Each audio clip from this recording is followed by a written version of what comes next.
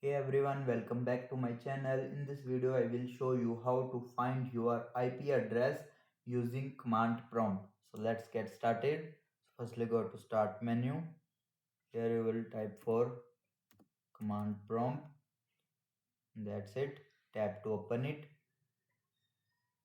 Once the black CMD window appears, maximize it. Now type the command ipconfig ipconfig, then press enter on your keyboard. After that, you will see a list of network details on your screen. Look for the line that says IPv4 address. Here it is. This is your local IP address. If you want more detailed information, you can type ipconfig